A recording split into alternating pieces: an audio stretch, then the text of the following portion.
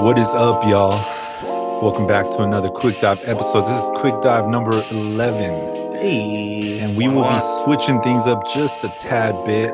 In this episode, we will be recapping the whole season of Invincible, the whole first season. Hey. Instead of breaking it down by episodes, we will be touching on it entirely, all throughout. I just binged the show. I really liked it. I know a lot of people waited each week for the episode, which we kind of did for other shows, but I really enjoyed binging it. It just took my whole day up. It was really cool. But other than that, we're just going to be touching on the cast. We're talking about the plots. We'll probably talk about a little bit what we think next season will bring. But without further ado, I would like to introduce my co-host, my cast, to the up top over here. Yo, what's good, guys? It's your boy Ace Sincere, Young Flacco out here, big chillin'. I wanted to do the intro like an Invincible, like my name is, and it just cuts and just Ace Sincere. Sincere. That would be a pretty cool music video. Yeah, I think one of the artists in the IE 60s, shout out 60s, he came out with a song where the cover was him as Invincible before the show premiered. It was pretty dope. Just perfect timing. Yeah. I mean, we were just talking about how long this comic book has been around. I didn't ever hear about this comic book, I think, ever until the show came around. Mm-hmm. And then I didn't understand the buzz around it, but once I found out, like, Sincere just told me that it dropped. I think the comics dropped in 2008, so it makes sense that it had so much buzz. So yeah. But all the buzz pretty much got people to watch it for the people that didn't know that this was a comic book. Yeah. Wait, hold on. Narik, introduce yourself. Jeez, we forgot. Oh, it's all right.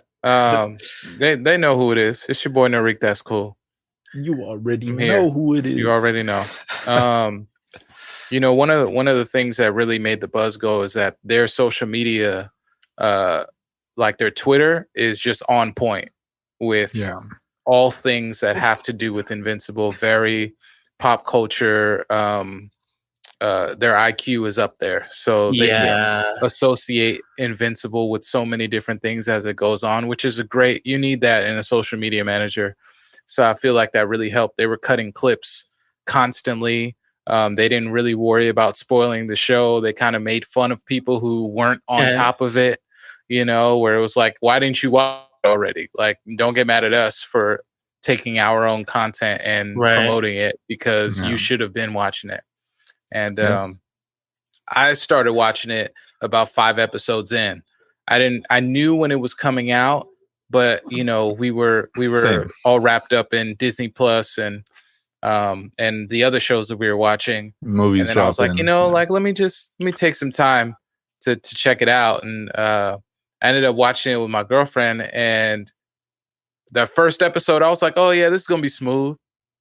And then that last 10 minutes, and I was like, oh my goodness, my jaw was on the floor. That's the first thing that I saw, like, before I even watched the season. I thought somebody had posted a spoiler, but Invincible posted that themselves. Mm-hmm. And it's weird. It's out of context, so it's like it's a spoiler, but not really. It's inevitable. Yeah. That's the corny joke in the episode. So I feel like that last scene in the first episode, the last scene in that first episode really pulled people who weren't readers of the comic book to watch it. And the cast itself, was crazy. So I remember we talked about it. We talked about it on an episode. How crazy the cast was going to be. Sent the tweet of the cast when they showed the trailer of the whole first season, and I just saw the cast and I was like, "Yo, like this is wild." And obviously, like, to me, like it's one of those casts where you see names and you don't know the face, and then you see the face, you're like, exactly, Or when you hear the voice, you're like, "Oh, that's what's his face from that one movie?" Well, the thing about it too is that the voice cast is such a great job. Where this is hands down my favorite voice casting ever, because people literally, you can really tell who it was, and then when you go back to see who it was, you're like, "Yo, they killed this shit." So this whole I show, think one of the, I guess, the important tasks of a good voice cast is, because the material hasn't been seen in this form before, they really set it up proper, where they put in all of these notable voices for characters that we have no idea what they sound like. So because we were able to establish that straight off the bat, that these are voices that we love and recognize, it just made the show all that more enjoyable. And yeah, man, that ending of the first episode let you know what time it was. It was just kind of like anything can happen. Oh, we got no one's safe. And I love when a show lets me know that. It's like, hey, no one's safe here, so don't get attached. The whole thing with that Guardians of the Globe, like, I was really hyped because some of them seem really cool, like War Woman, Red Rush. And obviously you could tell who they were inspired by too. That was the cool thing. And Darkwing, I think was his name. All those were cool. I was like, damn, this is pretty cool. Like, I mean, obviously we know they're ripoffs of DC characters. Right. So it's like, okay, haha, it's funny. But it's also like it's taken it to a new level. The only other DC movie or comic book or show that I know is as gory and bloody and characters are expendable as Watchmen. So it kind of reminded me a little bit of Watchmen in the comics, but obviously it has so much more going on that it's just crazy. Yeah, that's one thing that I can compare it to.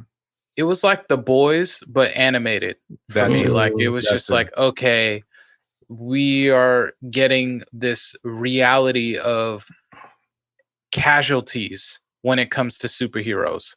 And that's one of the things that, you know, Marvel kind of stays away from, even DC to some degree. Like some of their animated stuff, like DC, what was cool about, like, Marvel would stay away from it as far as animated shows are concerned. And then DC would make the heroes and the villains casualties, but they wouldn't necessarily make other people that. But they'll show you, you know, Green Lantern will break his arm, or like somebody will get shot or something like that, where it's like, oh, wow, this is crazy.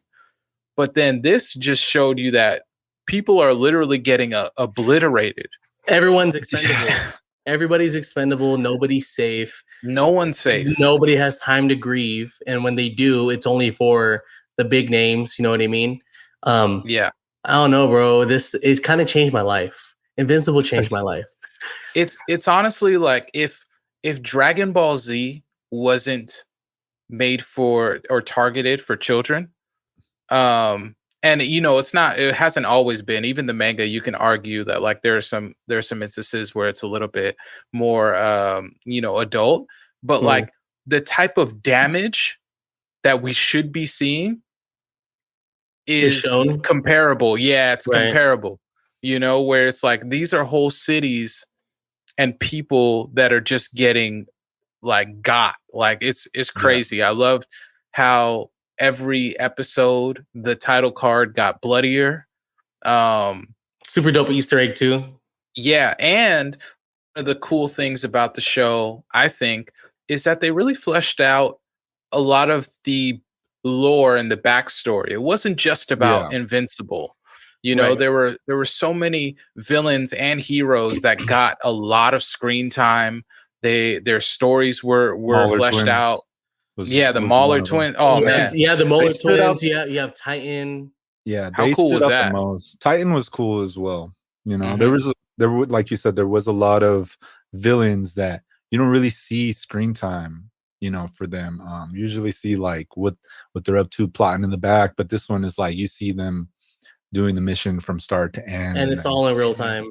And getting caught, and what's happening in the main story, released, and then getting caught again, you know, stuff like that, or even villains being used to help the heroes.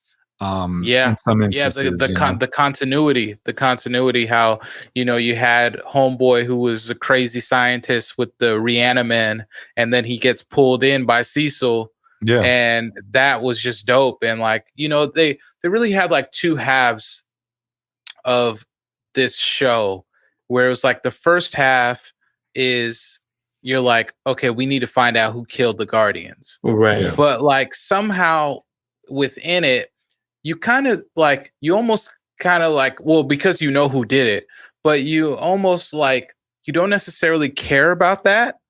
Yeah. Like halfway through. Because we know. Yeah, because we know. Yeah, we know. And then like you start getting all this buildup of like the other teams and Robot and, you know, the Reaniman and what was happening with that. And even the love story between Amber and Mark was dope still. It was like, okay, like I'm finding myself really caring about this. And then they just like smack you over the head again. And they're like, hey, don't forget, like, we're still like, this person still needs to be found out. We're with the shits. Exactly. Yeah.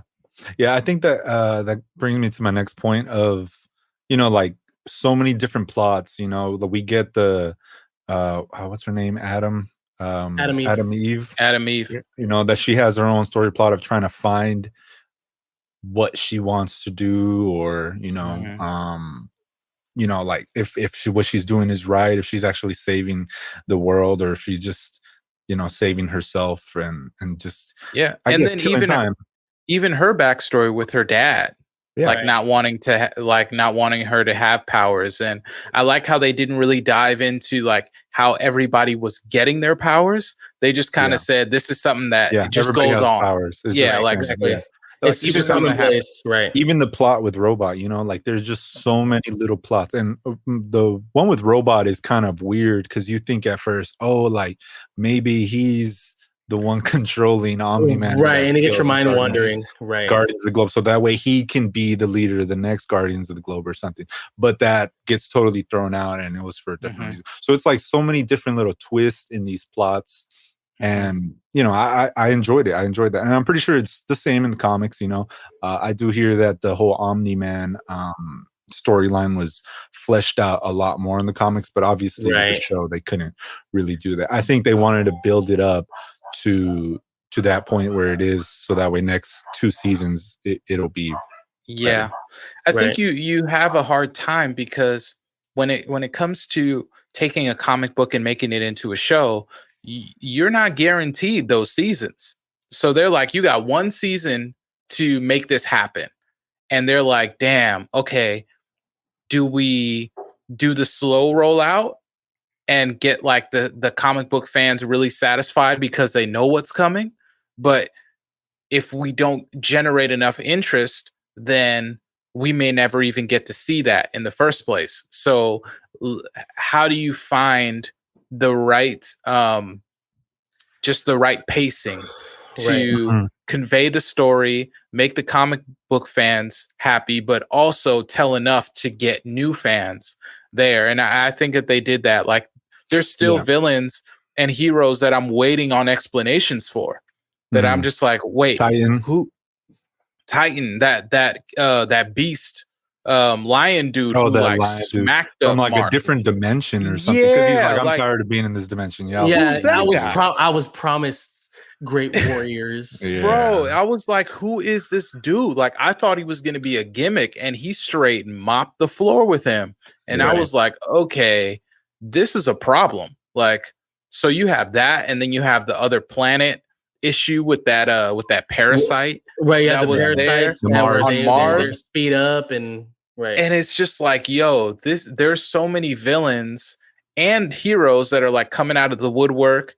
But then you have this main problem with Omni-Man and Viltrum, and you know, we are led to believe that Viltrum is just this amazing utopia, but in the last episode, Omni-Man lets us know exactly what Viltrum is about. No, Viltrum is pretty much a war planet, you know, and obviously he kept his secrets so he can keep his identity. And Thanos wouldn't even have survived on Viltrum. Thanos would have died on Viltrum, bro. Probably. That's how wild it is. Yeah, so I want to talk a little bit about just the cast. Maybe talk about you guys' favorite characters, and obviously point out the main characters. Obviously, Steven Yeun is the man. The dude is all over the place. Shout out He's Glenn. everywhere. He's invincible. Yeah, he's been in The Walking Dead. He wasn't invincible in The Walking They Dead. actually, no, he wasn't. They actually, I think they wrote him into the comics, and actually made it look like him in The Walking Dead, right? Which is pretty cool. And then he's like in these A24 movies, and he was in another movie, Okaja. You know, so he's all over the place. He's definitely having a run. He's having a run this year. Yeah, no, and now he's on season 2 and 3. We got J.K. Simmons as Omniman, really great voice actor. He stands out the most to me, not even just because he's Omniman, but just his voice is. The thing I love about his voice casting is that it's, even though there's so much characteristics like in his voice, you could tell he's just very. Like there's a wall in front of Omni-Man. Like nothing faces him. Yeah. It's just weird to explain. He played it perfectly. I don't know. I mean, there probably was other people that were just as good, but the fact they got J.K. Simmons just tells you everything you need to know. Like he is Omni-Man type thing. Right. And I feel like if you look at like his movies, I feel like you get more of like animation, like a more animated person. He's in that one film Whiplash, yeah, and that right there, that's probably like an Omni-Man type role where he's just an asshole. If you're not with it, you're out of this classroom type. It's not my tempo. Yeah, and really, it was the tempo. But anyways, and then we got the mom, Sandra Oh. You know, has no superpowers. So dope. She's dope for doing this, bro. Like, for taking on that character. I mean, she's always been cool. I've always heard great things about her time in Grey's Anatomy. Yes. My mom loves Grey's Anatomy, so I was forced to watch some Grey's Anatomy. And Sandra Oh is probably my favorite character on the show just because she's just a very well-rounded actress. And I've seen her in some movies, but this is probably hands down my favorite role I've ever seen her in. Yeah. And then we got Mark's girlfriend, Zazie Beetz.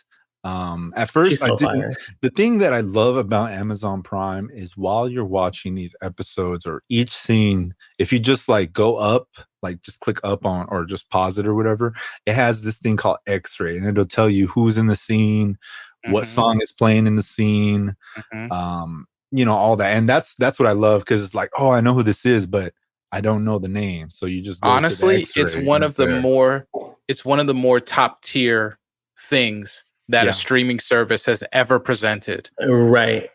Because most people are just going to Shazam while they're watching. And they won't even think to do it. Or songs, I guess. Yeah, I mean, I feel like unless you're an avid Shazammer, you don't even think to do it. Like there are times where like I just pause the show because I needed to pause it, and then it gives me information. I'm like, oh, wait, it just changes the way you view the whole show. You know? It's a different experience. Yeah. I don't know when we have another streaming wars, we're gonna need to start adding some of these accolades. Bro, this is Amazon's they're coming out swinging with this show, bro. Amazon's like, we here now, like this is it. There's a lot that Amazon is bringing to the table and has brought to the table for many years. So they are a worthy opponent for sure. Who plays Cecil? The actor, I forget his name. Scott, if you can pull it up, but he's not like well known. No, he's known. I feel like I've seen him all the time. He's in that one Tarantino movie with Samuel Jackson where he's a cowboy. I forget the name. The Hateful Eight. He's in Hateful Eight. He plays like I always see him on shows. Dudes. Yeah. I always see him on shows or on movies. He was in Ant-Man and the Wasp. Yeah, he was. Yeah, he was. Yeah, that guy. He's just one of those low-key characters. Yeah, but it's dope because like his look doesn't fit Cecil, but his voice is perfect. Yeah, and the thing is, like with. Like you hear the name, his name is Walton Goggins. You're like, who the hell is Walton Goggins? You know, you look him up and you're like, oh, I love that guy. I love this show. He's in this show. You hear his voice and you're like, that's the thing with this show. Even if you don't know the name, and I mean, they're recognizable names to some people, but to a lot of people, you know, Walton Goggins sounds like a nobody, but really he's a really good voice actor. Hey, it's such a great group of people who are dedicated. Mm-hmm. That's what it is. Like, this isn't sloppy voice acting. Everyone is bringing their A game to everybody's bringing characters to life. Yeah, they're really bringing them to life. They're really owning them, and that is just beautiful to see. I just want to know what the pitch meeting was for this show. I want to know who all was there and who was all, look, these are the characters we want you to play. This is their backstory. This is, and bro, like, to pitch that I think they definitely had to read some of the comics too, you know. Well, just to pitch this show that's brand new, that's not guaranteed a second, third season, now that it is, right? But beforehand, like, cool, we're going to test the show. We're not sure if it's going to fully work, but we strongly believe this, this, and this. These are how the comics go. Like, it's just crazy to think that this is the first of its kind. Mm-hmm. And these people are basically the originators of these characters, bringing their voice. Like, and I'm sure that was part of the pitch too, where it was like, this isn't like getting a DC movie or a Marvel movie where you may have to think about like, oh, okay, this person has been portrayed before, so I'm gonna have to put my own spin on it. Like, they probably said, hey, this is IP that hasn't been done, so you can really own this yourself. Make it what you think it's gonna be, and from then on, that's what it's gonna be, type thing. So it's cool. I mean, yeah, they definitely had. They not only got these actors because, you know, of their names and their voice acting capabilities, but of what they can portray for that character, or what they can add to that character. You know, like Rex Flo, we got Jason Mantzoukas. That dude, he's like been in Good Place, Parks and Rec. He's like comedy, so it's like you want somebody to have that type of dirty comedy, and that's exactly what that actor brings, you know. And that's what the character is like, dirty comedy pretty much, or just you know, just has a big ego type thing. So it's like you want to get people that are as close to the character as possible, not only to portray what the creators want, but also to add a little bit more flair to that character. So they're remembered. You don't want just like, oh, that's a really good name, let's put it here, and then it just doesn't work out, you know. So exactly, you want to fit personalities as well, and I think they did a really good job at that. Absolutely. So I just want to say two of my favorite supporting characters. Obviously, I was not expecting Mark Hamill to be Art. Yeah, but I thought he was gonna be like a superhero or something. I thought it was gonna be like a villain because he was a Joker. And the fact that I couldn't even tell how his voice was. I was like, he's the GOAT. But also Clancy Brown. If you guys don't know who Clancy Brown is, Mr. Krabs. No way. He's oh my gosh, why am I spacing out what character he is? He's a demon detective. Oh, he's Damon Darkblood. Oh, you know what? I hear that's hard. That's hard. I didn't even realize it. I didn't realize that. Now. Yeah. Mr. Krabs. Mr. Krabs, bro. That's crazy. He was also dope. Bro, he was also in Shawshank Redemption. I barely found it out after like studying him up a little bit. He was the main guard in Shawshank Redemption. I was like, dude, crazy. He's been around for years. That's so crazy. Yeah. Honestly, one of my favorite characters was the Mahler Twins. They're so dope. Yes. I'm trying. Voiced by the god himself. Yeah, voiced by another guy who played as the Joker before. So it's like, you know, obviously one of these Jokers has to be the villain. And I feel like Mark Hamill, he played the Joker, but he's not. You don't really always fit him in that villain role, only when it matters. Right.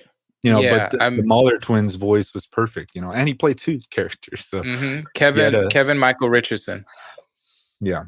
He also played the Joker in the Batman series that came out on, I think it was the WB.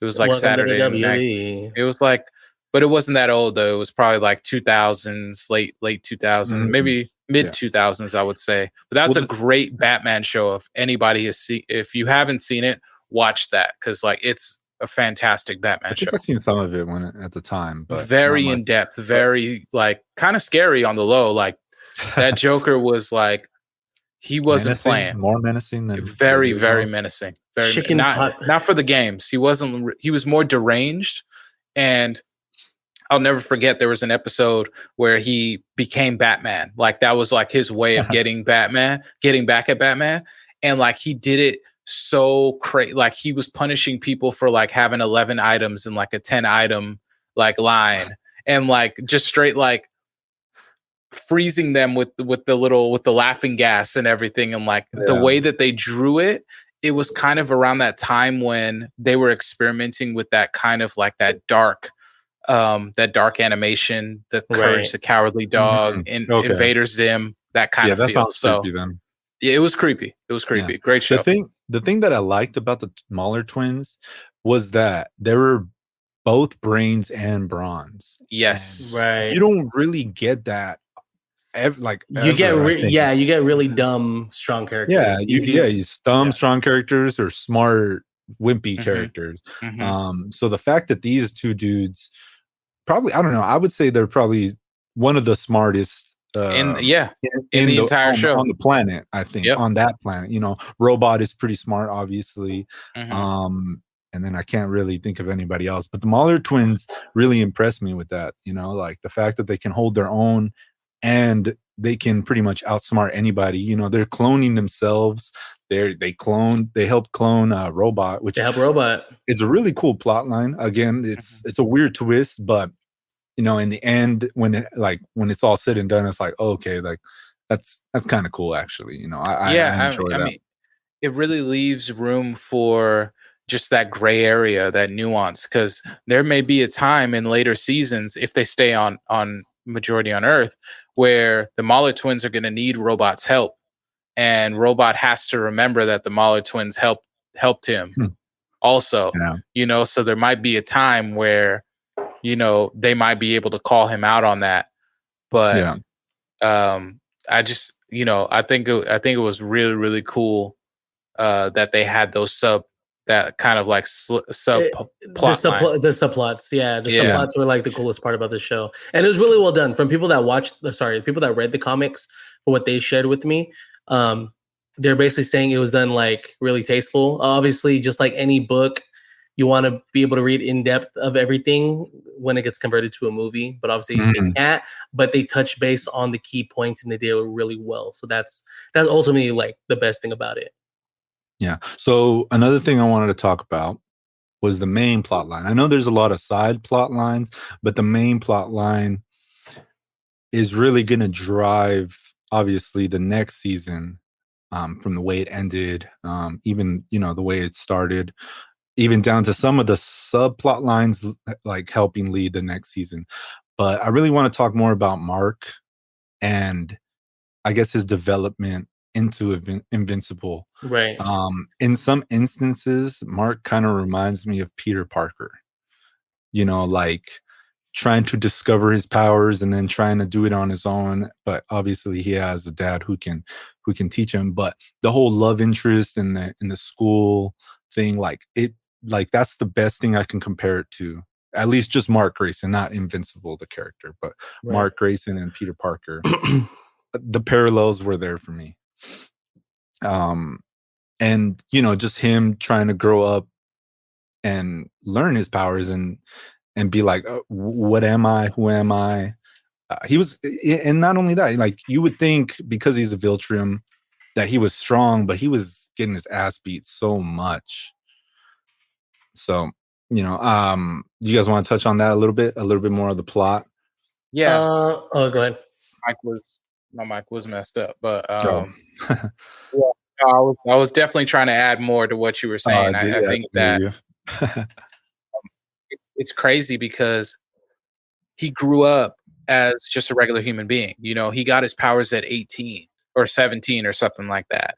And he was getting beat up left and right. Like his dad, even though his dad is Omniman, wasn't sure whether he would get powers. So he wasn't being trained to use them.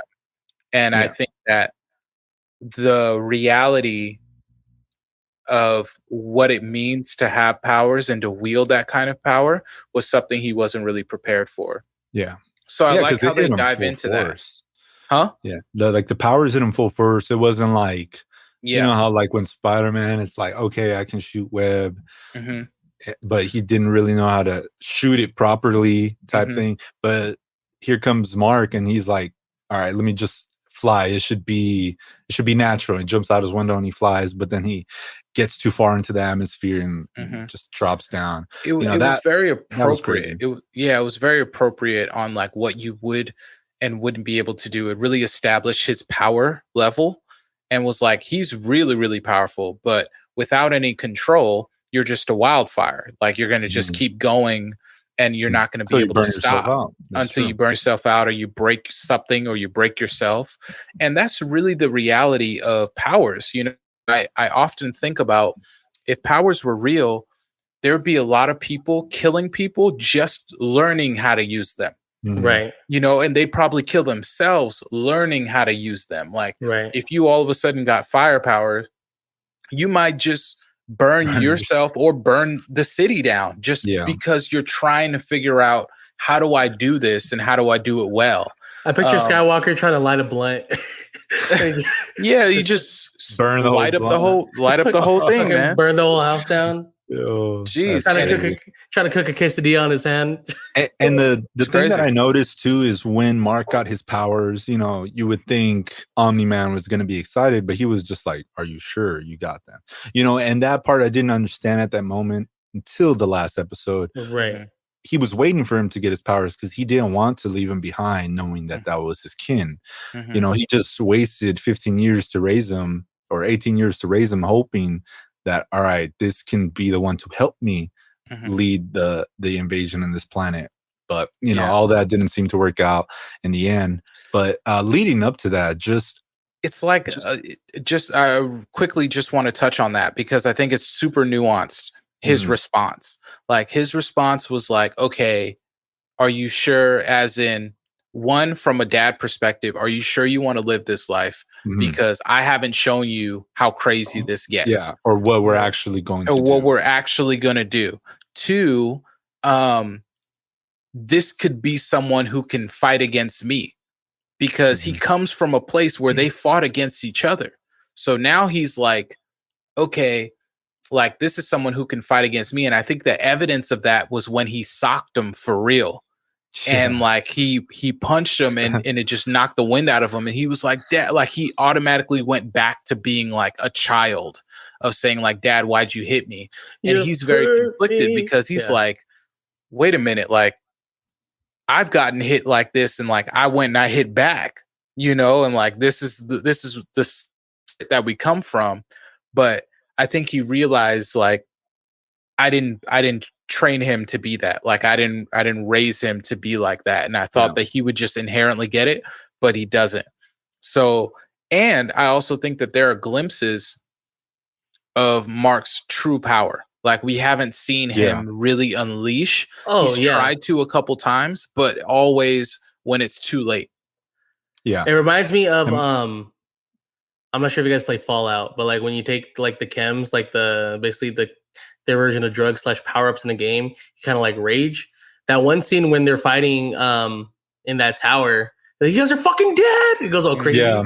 And like, point, he was already like beat the hell up, you know. And at that point, you're like Narik said, like if you don't know how to use your power, you're gonna burn yourself out, and that's exactly what happened in that scene. But in that scene is what I kind of wanted to touch on a little bit. Mark feels like he can do everything on his own, not even because he knows he's a Viltrumite, but just the sheer fact of him being young and not knowing that, you know, teamwork can help you win these battles, you know, like when he first fought that army of aliens that kept coming, that kept dying because the time on Earth or whatever was making them age.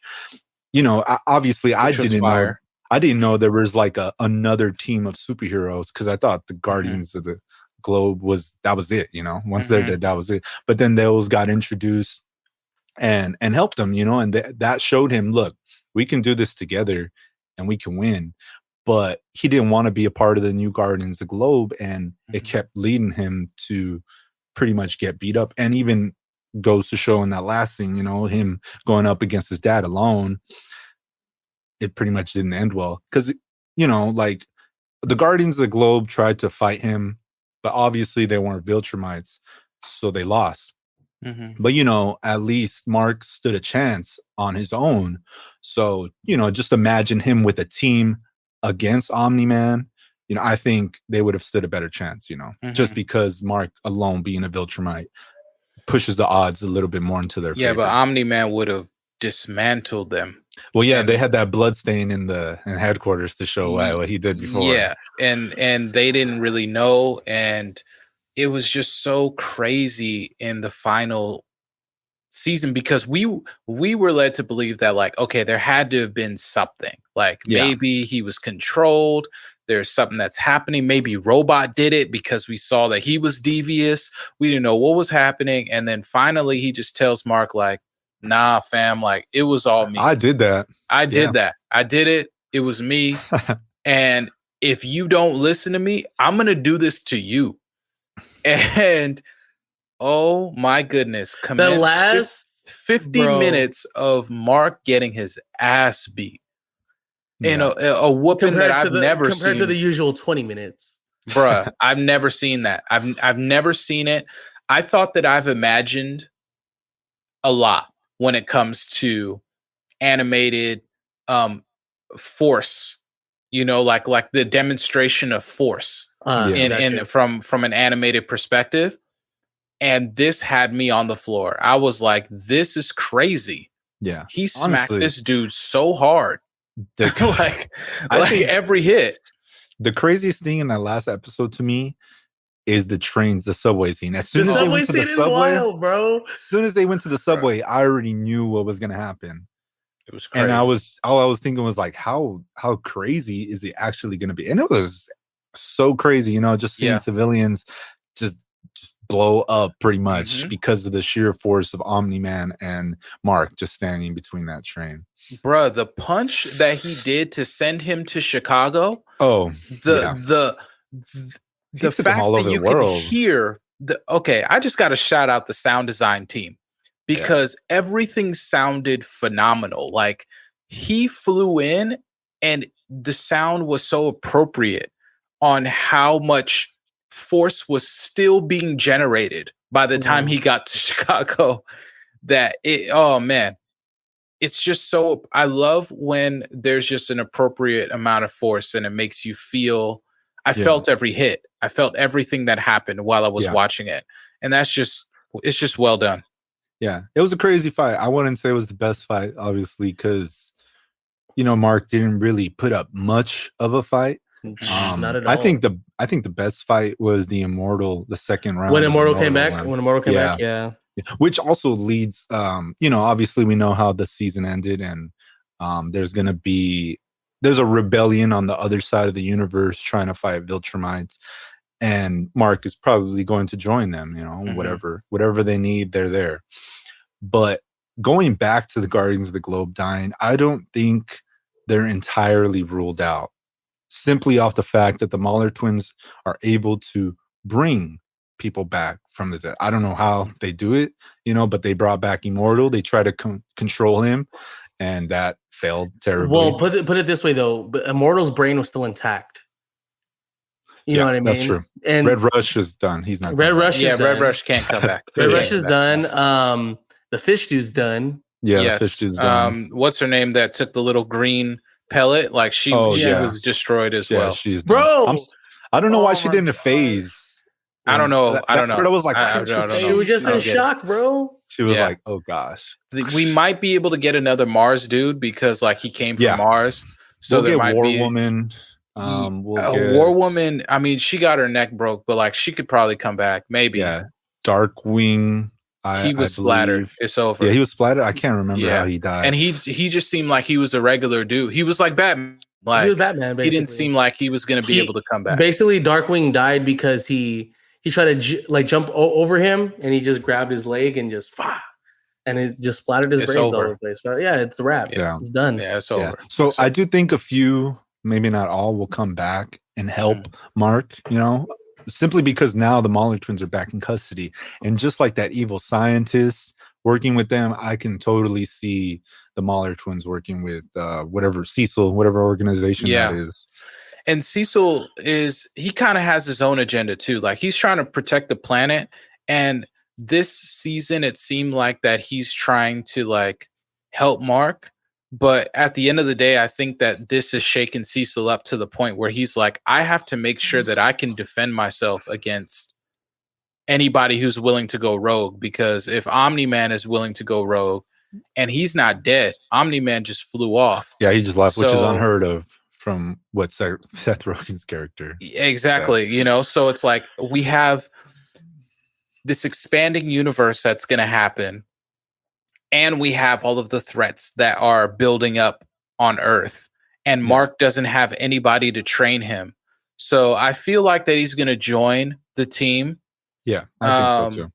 Because he needs some sort of training. He needs to be able to start to hone his powers. And if his dad isn't going to be around, either Cecil's going to teach him or the new Guardians of the Globe are going to teach him. I think the mom alone, she even said it to Omni-Man, like, I taught you how to be a superhero. Like, what makes you think I can't teach my own son to be a superhero, Right. So it'll be the mom. It'll be the new Guardians of the Globe.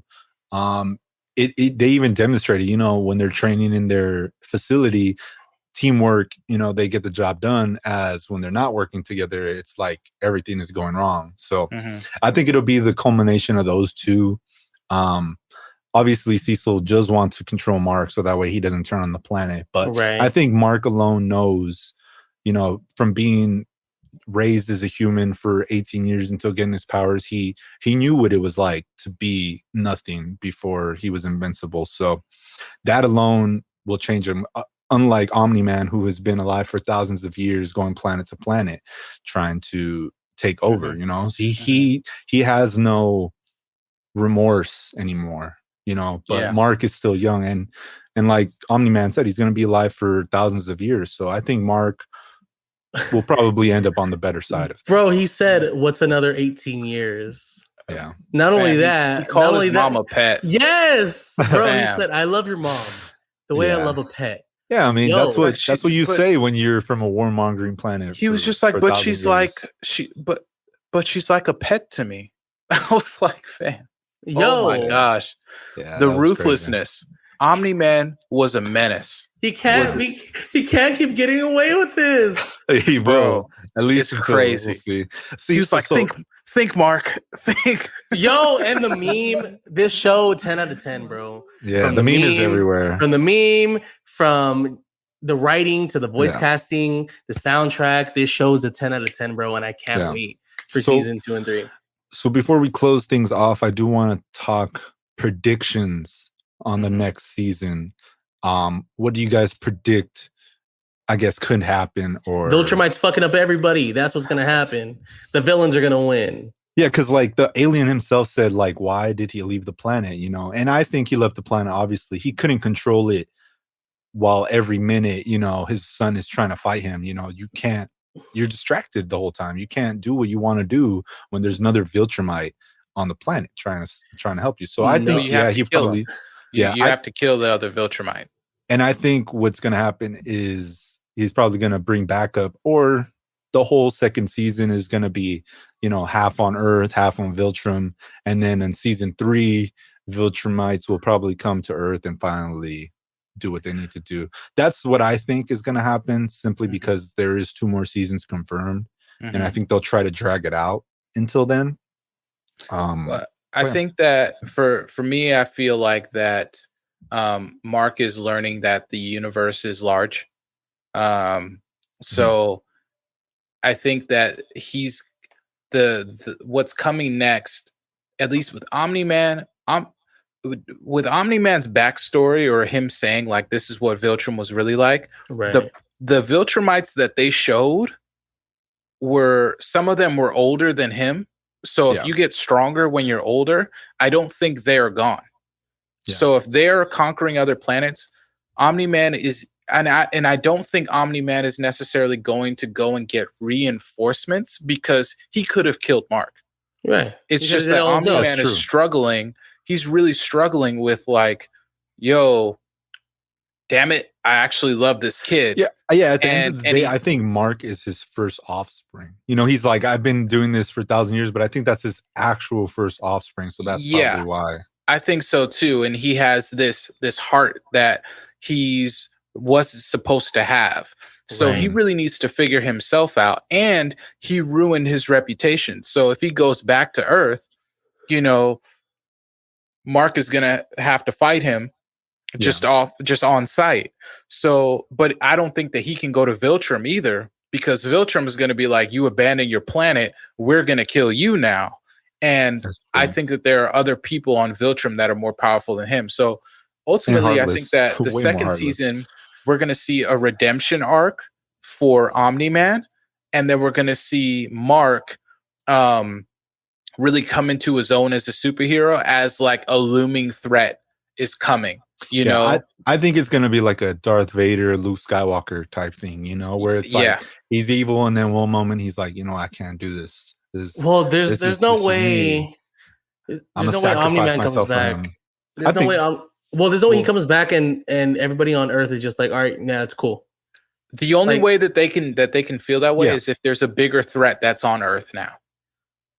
That's hard though. I think the biggest threat is any Viltrumite, but Viltrumite, but they have like they probably have, I don't know, hundreds, maybe. Yeah. I mean, as I haven't read the comic book, so obviously there's probably so much that us casuals don't know about. But you know, I think this show is going in a good direction. You know, I would like to see the budget get a little higher so the animation can be a little bit cleaner. So, you know, that's just one thing. But yeah, I think it will be. Real quick, just want to shout out to the creators, Robert Kirkman, Ryan Otley, and Corey Walker. You guys have made a wonderful, wonderful piece of IP that's very exciting, very cool. Shout out the Seth composer. Rogen is also an executive producer. That's cool. Who? Seth Rogen is also an Alan the Rogen? Alien. Yeah. Shout out Seth Rogen, and just shout out Amazon Prime for taking a chance on this, putting the money behind it, and saying, "Run with it, guys." Dude, it felt like a show that wasn't restricted in any sort of way. That is true, and I appreciate that. I appreciate shows that will just let him go. Pull any punches. Don't pull any punches. Take us there. And I just want to point out, they definitely did. After every Invincible episode, they suggest to watch The Boys. So do with that as you will. Yeah. Go watch The Boys too. Amazon has some good titles. You know, there's not several, but there is a good amount. But before we go, what do you guys rate the first season of Invincible? I said 10 out of 10. I'm sticking with it. 10 out of 10. I'll go 7. Mainly because of the animation. No, fam. Animation is great. I mean, the animation is good, but just in some scenes, you know, like I want more character, not actual characters in the background, but more like, okay, that looks realistic in the background. But that's just me being a little picky. I guess I'll give it an 8, but no, you can't take it back now. It's still the animation for me. That was one of the reasons why I took a little long to watch the show. Think, Mike. Think. Yep. But that's just me. Thank you, Sincere. That's just me. Just as a disclaimer to all of our viewers, Skywalker Mike is not a big fan of animation in general. So take his opinion with a grain of salt. There's not enough horror in this show. There's not enough horror. Oh, there's horror. But it's not Skywalker's horror. No, it is. Alrighty, guys. All right, that was our recap of Invincible season 1. We want to hear yours. Go rewatch the show and then go back, listen to this again. You know, just because we said so. I watched the season twice. I haven't seen it again, but I will see it again. Thank you to Productive Culture. If you would like to start a podcast, go to productiveculture.com/podcast, and they will hook you up and hook us up as well. So go do that. Yeah. And we'll see you next time. All right, y'all. Peace.